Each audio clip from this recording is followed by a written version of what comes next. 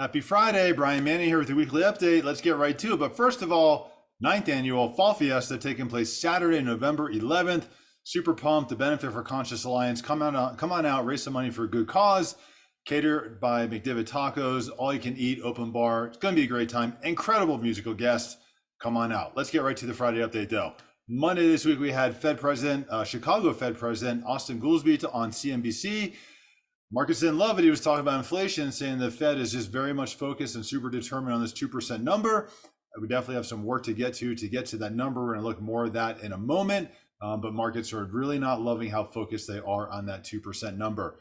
Tuesday this week, we got Case-Shiller giving us feedback on the month of July and their home price index. Let's look at what Case-Shiller has going on. So Case-Shiller is kind of the gold standard of home price index. So for the month of July, we're up 0.6%. 2023 is on track for 5% appreciation. If you look at all of the places that we track home appreciation with Case-Shiller, FHFA, CoreLogic, Black Knight, everybody has numbers in the positive. 2023 shows appreciation at 5%, 7%, 9%, 8%, 7%. So still seeing resilience in the housing market. It's really just lack of inventory. We know rates are higher. We know there's a lot of buyers out there. I talked to a lot of people that are interested in purchasing a home, but there's not a lot of inventory on the market right now. We also got new home sales. This is for the month of August. Inventory on a month-over-month basis was up 1%, but on a year-over-year basis, inventory is down 5.2%. If you actually look at available inventory, so not homes that are permitted, slated to be started, just available move-in inventory right now across the country, that's at 76,000 homes. That's only a 1.3 month supply. So it's still very tight as far as new construction is concerned. We also got some feedback from the Conference Board Consumer Report, Conference Board Confidence Report, and this shows information on consumer confidence across the country, and just shows that generally consumers are a little bit nervous right now. It's kind of interesting though. You see the Federal Reserve is just, definitely thinking everything is rosy, unsure what we're going to do with future rate hikes. They might continue to hike rates, they might not. I'm not really sure. But if you look at consumer confidence, it's definitely moved a little bit lower. Wednesday this week, we got pending home sales. So this is signed contracts. Pending home sales was down 7%. I'm not surprised to see this. Again, inventory is just at all-time record lows. We have very little inventory in the marketplace right now, so not surprising to see that. Thursday this week, we got some feedback on Q2 GDP. This is on consumer consumption. This moved from being up 1.5%. This is another reading. I think there's 3 readings of GDP that you get on based on a quarter. And this shows that originally I thought consumer consumption was up 1.5%, but now it's moved up to only 0.5%. So you're seeing consumers spending less and less money. Today, we get the PCE, that's the personal consumption expenditure.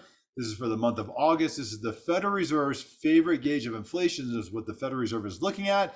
They're specifically looking at the core rate because the core rate of inflation strips out volatile items such as food and energy, and they're hyper focused on getting that number to 2%. So let's just look at inflation real quick and see what's going on.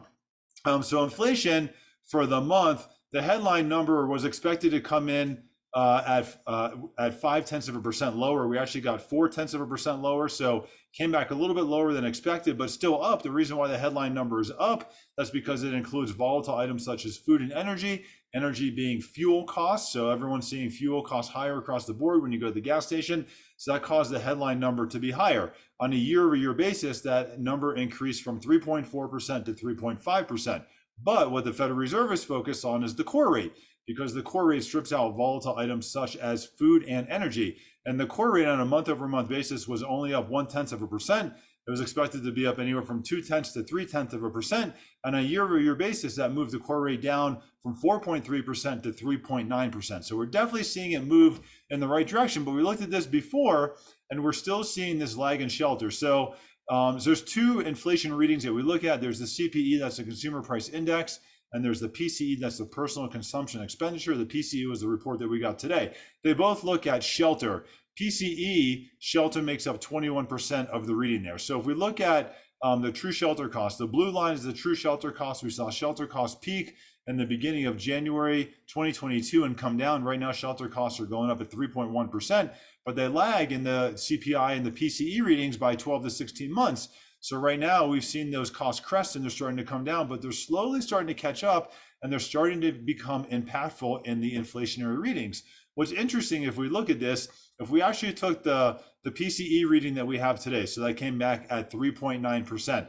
If we actually took the real-time shelter cost and we looked at real-time inflation right now is at 3%, versus taking into account the lagging shelter cost that is really factored into this number. So inflation is moving in the right direction. It's just always going to be stubborn. It takes a little bit of time to see it move lower. Again, the Fed's target is 2%. We're at 3.9%. Wasn't that long ago, we were at 9%. So we're definitely seeing the numbers come down. Inflation is the enemy of interest rates. You will continue to see it to move lower. It will be impactful. It will impact mortgage rates, and you will see mortgage rates move lower. I'm around all weekend. If you have any questions, give me a call. If you want to learn how we're closing purchase transactions in 15 days start to finish, reach out to me. Let's go through our strategic buyer consultation. Happy Friday. Have a great day.